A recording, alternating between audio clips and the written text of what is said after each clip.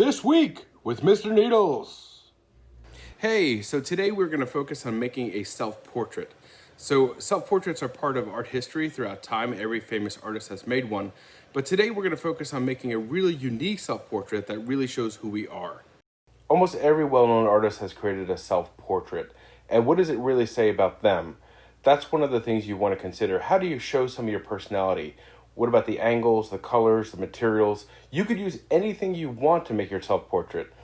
This is not just a way of introducing yourself, but it's a way of showing who you are, right? So some artists actually show scenes from their daily lives, while others show themselves with their work, and others just do their face, but there's something about it that gives something away about who they are.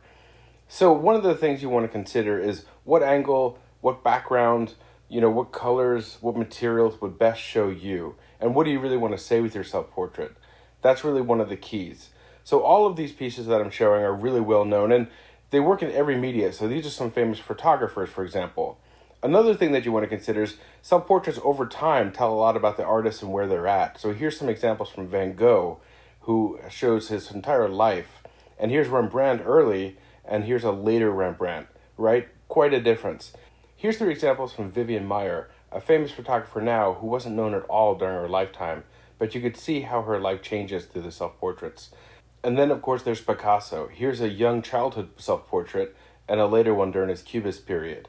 And Chuck Close is amazing because these are paintings. Here's an early one and a later one, and you see the difference in his style. Here's an example of one of my own self-portraits, and this one I did in class as a demo. And here's another one from last year that I did using Procreate on the computer.